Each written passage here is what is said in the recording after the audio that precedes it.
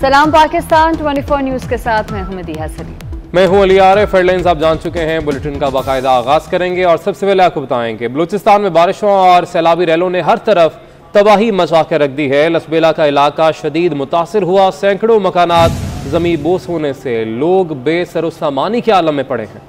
सैलाबी रैलों में बहकर सिक्योरिटी एहलकार समेत 6 अफराद जाम बहक हो गए। हब नदी में फंसे 3 अफराद को बचा लिया गया।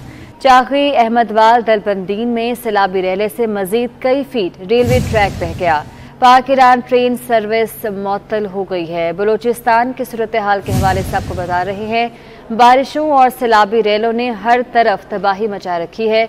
लसबेला का इलाका सबसे ज्यादा मुतासिर हुआ है, जहां पर सैकड़ों मकानात जमीन बोस होने से लोग बेसरो सामानी के आलम में पड़े हैं।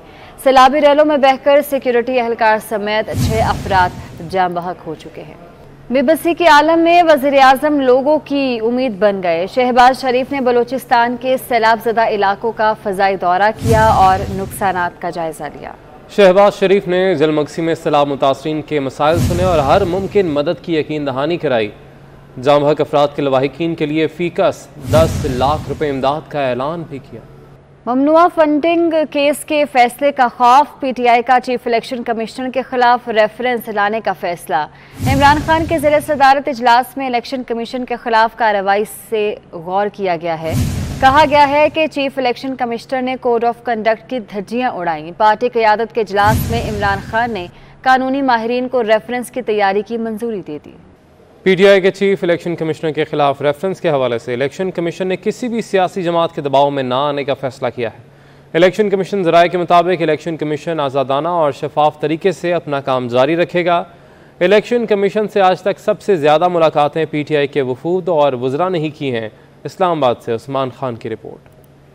चीफ इलेक्शन कमिश्नर से पीडीएम के वफूद ने मुलाकात क्यों की? पीटीआई ने चीफ इलेक्शन कमिश्नर के खिलाफ रेफरेंस लाने का फैसला किया है। इलेक्शन कमीशन के मुताबिक chief election commissioner Sikandar Sultan Raja से अब तक मुतअद्दिद पार्टियों के नुमाइंदे मिल चुके हैं। कमीशन में तमाम पार्लियामेंटेरियन आते और मुलाकातें करते हैं। दूसरी पार्टियों के मुकाबले में पाकिस्तान तहरीक इंसाफ के वुज़रा और वफूद मुलाकातें कर चुके हैं। ज़राए के मुताबिक पीटीआई के वाइस चेयरमैन शाह महमूद कुरैशी ने चंद हफ्ते कबल चीफ इलेक्शन कमिश्नर से 1.5 घंटा तक 1-on-1 मुलाकात की। हाल ही में Humayun Akhtar chief election commissioner से मिले हैं।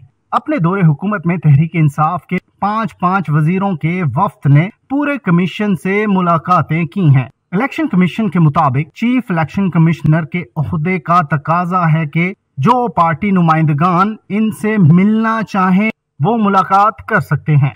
इलेक्शन कमीशन ज़राए के मुताबिक ये तमाम हुर्बे इलेक्शन कमीशन को अपना कानूनी व आईनी किरदार अदा करने से नहीं रोक सकते। इलेक्शन कमीशन कानून के मुताबिक अपना काम करेगा। उस्मान खान, 24 न्यूज़, इस्लामाबाद। साबिक सेक्रेटरी इलेक्शन कमीशन कुंवर दिलशाद ने पीटीआई की तरफ से चीफ इलेक्शन कमिश्नर के खिलाफ 2 सूबाई असम्बलियों से अदम एतमाद की करारदाद लाने के फैसले को नामुनासिब करार दिया है। कहते हैं कि इस हद तक न जाएं, इसके दुरुस्त नताइज निकलेंगे। कुंवर दिलशाद का कहना था कि इलेक्शन कमीशन ने भी तमाम तैयारी मुकम्मल कर रखी है। उन्होंने 24 न्यूज़ से गुफ्तगू में मजीद क्या कहा, आपको सुनवाते हैं। मुनासिब तरीका नहीं है कि सूबाई असम्बली में उनके खिलाफ करारदाद पेश की जाए।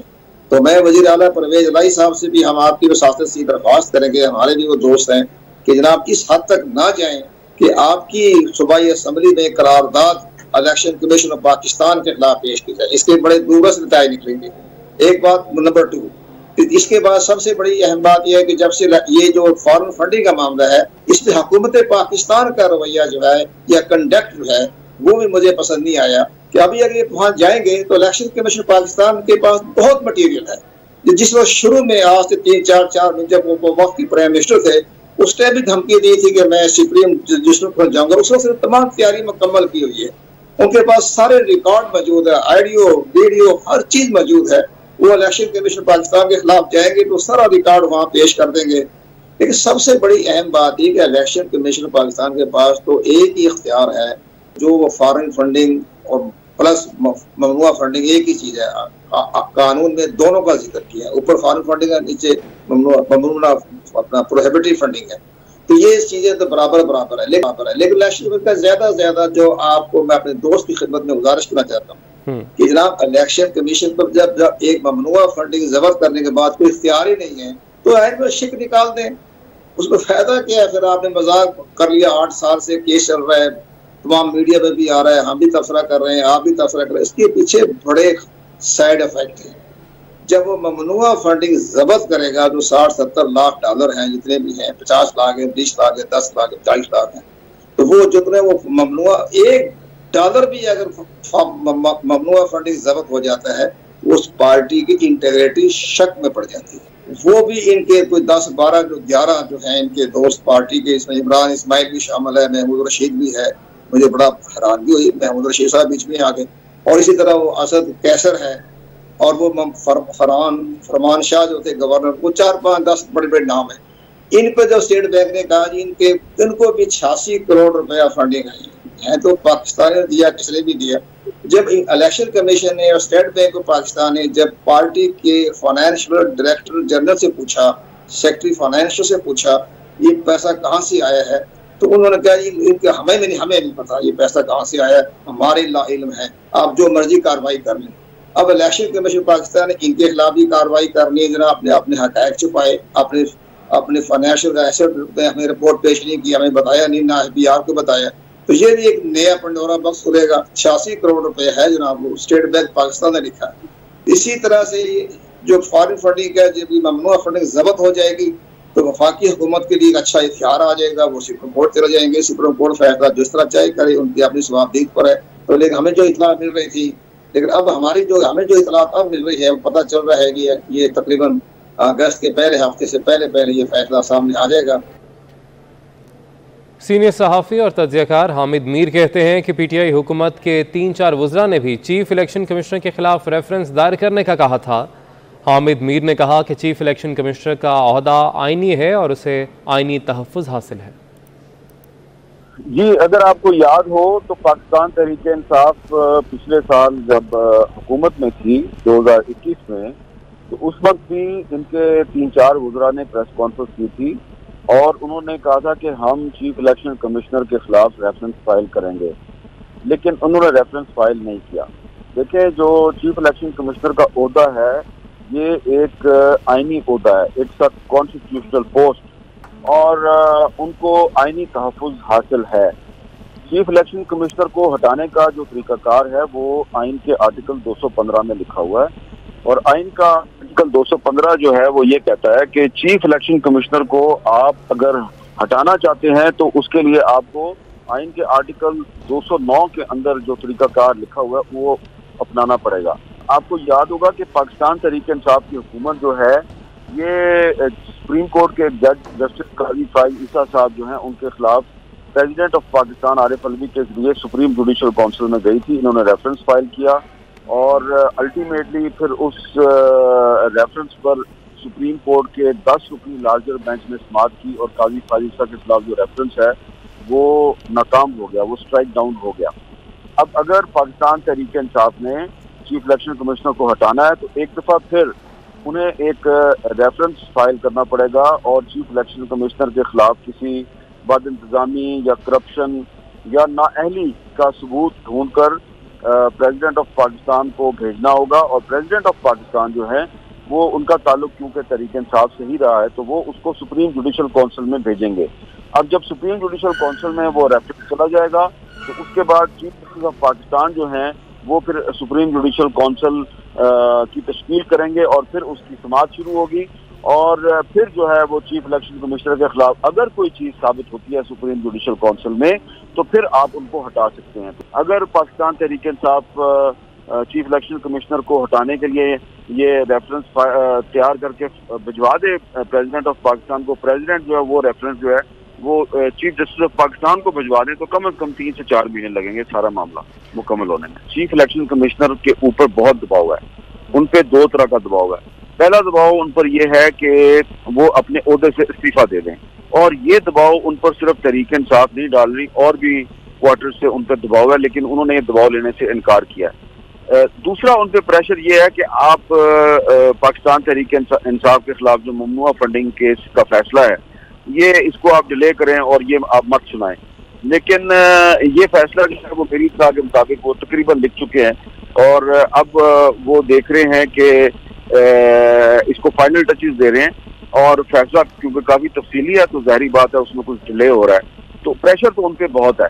तो उनको असल मसला तहरीक इंसाफ का ये है कि वो चीफ इलेक्शन कमिश्नर को फॉरेन फंडिंग या ममनुआ फंडिंग केस का फैसला जो है वो सुनाने से रोकना चाहते हैं। तो अगर पिछले साल भी वो यही मसला था, पिछले साल भी रेफरेंस फाइल नहीं कर सके, अब फिर उन्होंने ऐलान कर दिया है तो कर दें रेफरेंस फाइल हो गया तो उसके बाद भी 2-3 महीने तो लगेंगे, लेकिन इस दौरान मुझे लगता ही है कि ममनुआ फंडिंग केस का फैसला जो है वो अनाउंस हो जाएगा। वज़ीर इत्तलात सिंध शर्जील मेमन ने पीटीआई फॉरेन फंडिंग पर जेआईटी तश्कील देने का मुतालबा किया है। ट्विटर पैगाम में शर्जील मेमन ने कहा कि वज़ीर आज़म शहबाज शरीफ पीटीआई की फॉरेन फंडिंग पर फौरी तौर पर जॉइंट इन्वेस्टिगेशन टीम तश्कील दें। इस केस का ताल्लुक सिर्फ इलेक्शन कमीशन से नहीं। शर्जील मेमन ने मजीद कहा कि मौजूदा कहानियां ये बता रही हैं कि ये केस अब अकरबा परवरी, करप्शन और मनी लॉन्ड्रिंग की तरफ बढ़ रहा है। बातिल तबके के खिलाफ तन्हा भी लड़ना पड़ा तो लड़ूंगा, मौलाना फजलुर रहमान का दो टोक पैगाम। कहते हैं कोई ताकतवर किसी भी इदारे में है, हम किसी से खौफजदा नहीं, हथियार नहीं डालेंगे और मैदान जंग में रहेंगे। पगड़ियां सर झुकाने के लिए नहीं, सर उठाकर चलने के लिए पहनी हैं। पेशावर में कारकुनों से मौलाना ने खिताब करते हुए कहा कि अदालतों को दरख्वास्तें देकर मिन्नत समाजत करके हक नहीं ले सकेंगे। आप आवाम के नुमाइंदे हैं, आप उनके गिरेबान में हाथ डालकर अपना हक हासिल करें। बोले ममनुआ फंडिंग नजरियाती बुनियादें खोखला करने के लिए इस्तेमाल हो रही हैं। इमरान खान को आलमी साजिश के जरिए निकाला नहीं बल्कि लाया गया था। हमारे खिलाफ झूठे केस नहीं बनाने की कोशिश नहीं की। बैनुल अक़वामी ताकत के जरिए आपको नहीं निकाला गया, बैनुल अक़वामी ताकत के जरिए आपको लाया गया था ताकि नौजवान नस्ल को हम अपने आबाओ अजदाद के अखलाक और तहजीब से दूर कर दें। हमारा आबाई जो तहजीबी सिलसिला है उसको ख़त्म कर दिया जाए। बातिल तबके के खिलाफ अगर मैं अकेला भी लड़ूंगा। वज़ीर मुमलिकत मुसद्दिक मलिक का कहना है कि आरिफ नकवी ने इमरान खान को काला धन फराहम किया। फाइनेंशियल टाइम्स ने ममनुआ फंडिंग को बेनकाब किया। 250 मिलियन की मनी लॉन्ड्रिंग करने वाला कैसे सादिक और अमीन हो सकता है? ये वो तरीक़ाकार था जिसके ज़रिए काला धन, इल्लीगल मनी लॉन्डर किया गया इस स्कीम के ज़रिए और वो तमाम पैसे पाकिस्तान भेजे गए किसके अकाउंट में? पीटीआई के अकाउंट में।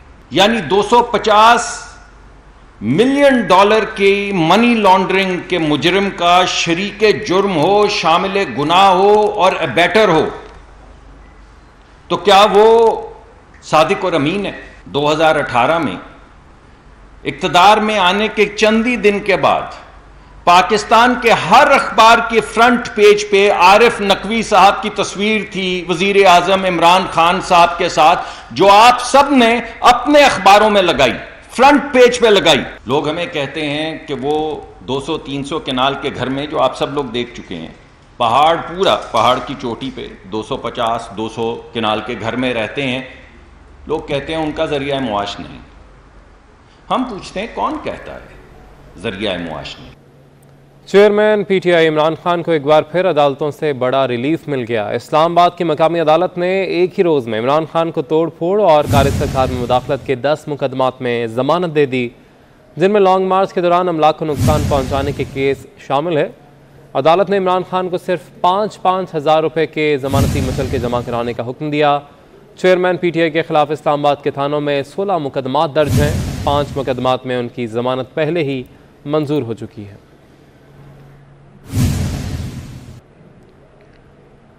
पंजाब की ब्यूरोक्रेसी में तकर्रुर और तबादले किए गए हैं। अब्दुल्ला सुंबुल को चेयरमैन PND तैनात किया गया है। सैयद अली मुर्तज़ा को एडिशनल चीफ सेक्रेटरी पंजाब और कैप्टन रिटायर्ड असदुल्ला खान को एडिशनल चीफ सेक्रेटरी होम लगाया गया है। चेयरमैन PND अली सरफराज हुसैन को सेक्रेटरी ज़राअत तैनात कर दिया गया है। DC हाफिजाबाद अल्लाह दिता वड़ाइच को तब्दील करके तौकीर इलियास चीमा को उनकी जगह DC हाफिजाबाद लगा दिया गया है।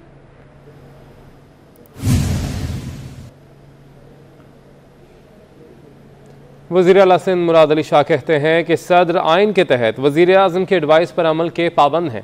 सवाल ही नहीं कि वो हुकूमत से ताउन ना करें। 7 में मीडिया से गुफ्तगू करते हुए उन्होंने कहा कि जुडिशल कमीशन में जजेस के दरमियान जो मसला हो रहा है वो बदकिस्मती है। सुप्रीम कोर्ट की तरफ सब इंसाफ की निगाह से देखते हैं और उसे भी अपने अंदर इंसाफ पैदा करना चाहिए। वो कर सकते तो वो कोई ऐसे सवाल नहीं कि ताउन करेंगे या नहीं करेंगे। आईन ही उनका उनके ऊपर ये वो है कि उनको तामील करना है वज़ीर आज़म और काबिनेट। जो जुडिशल काउंसिल ऑफ पाकिस्तान की आई है बड़ा अनफॉर्चुनेट है कि जजेस के दरमियान और अभी भी उसमें मसला हो रहा है कि वो एक्चुअली हुआ क्या था। मैं सिर्फ यही कह सकता हूँ कि सुप्रीम कोर्ट की तरफ सब इंसाफ की नज़र से देखते हैं और उनको अपने अंदर भी वो इंसाफ पैदा करना चाहिए। और खबर है कि गौरी टाउन के खिलाफ 135 कनाल जमीन पर कब्जे के केस में district and session court Islamabad ने गौरी टाउन के मालिक चौधरी अब्दुल रहमान और अफजल खोखर को 5 साल कैद की सजा सुना दी। दोनों मुल्जिमान को कब्जा साबित होने पर 5 साल कैद बामुशक्कत और 5 लाख रुपए जुर्माने की सजा सुनाई गई। सजा सुनाने के बाद अफजल खोखर को कमरा अदालत से गिरफ्तार किया गया। चौधरी अब्दुल रहमान को अदालत के सामने पेश न होने के बायस गिरफ्तार न किया जा सका। शहरी मौलाना इश्तियाक ने हाउसिंग सोसाइटी के खिलाफ कब्जे का इस्तगासा दायर कर रखा था।